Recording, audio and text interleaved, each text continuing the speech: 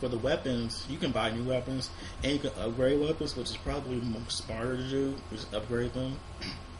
Like I know from when I was playing, I still had all my first weapons on each character, and I just upgraded each one of them. Because as I read from different, I guess, sources, you get to the last weapon with any weapon that you choose to upgrade after a certain time and using certain items and things like that. So, and every weapon can be maxed out, I believe. But I think they max out at different levels, though. And I think they have different effects. Like this weapon will have this effect at the end once you get to the last sword or gun or whatever. So it's all about, I guess, what you like or what you feel like doing. If you don't feel like upgrading each weapon you get, then I wouldn't suggest doing that. You might just want to keep your first weapon. If you like the first weapon, I like the way it looks and it gleams so brightly when you're slicing monsters, or the gun shot sounds just epic to you, then just keep that weapon and just upgrade it after a while. I mean, it's gonna have pretty much the same effect as any other weapon, unless they're gonna have. Well, each weapon does have its own set of extra abilities to add to it. So, I would say just look around and find a weapon that works for you, pretty much. Let's see. There are no airships that you can actually drive and utilize. They have airships in the cutscenes, but there are no airships. There's no highway. There's no Ragnarok.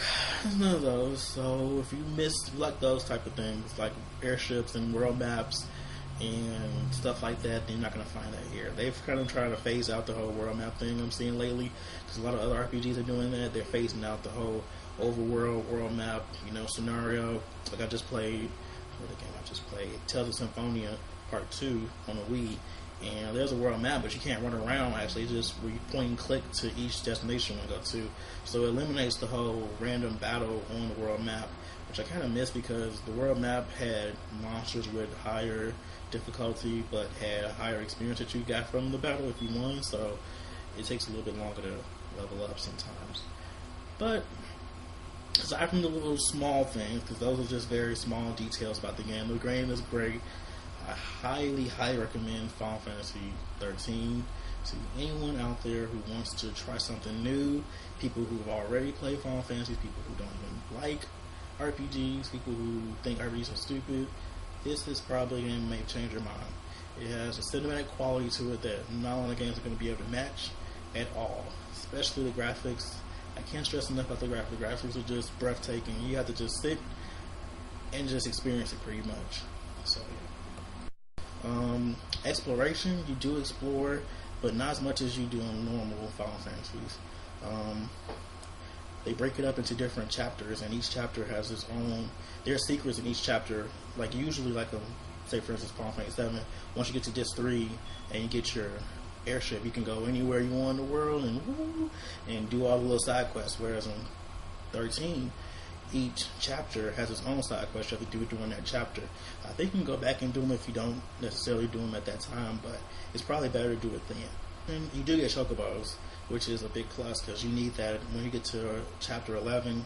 You're going to need a chocobo to be able to get around and do all the side quests. So great they brought the chocobos back, because we missed them. And storyline is great, mechanics are great, the voice acting is really good.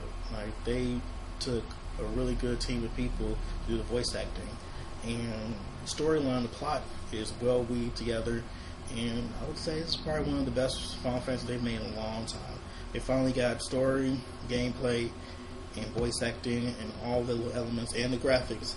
So you have all those old, good old things that we're used to having with a Final Fantasy still integrated into the game. So you won't feel unfamiliar, especially if this is like you haven't played a Final Fantasy in a long time. This won't feel too unfamiliar, but it will take some time to get used to. Yeah, I just have to stress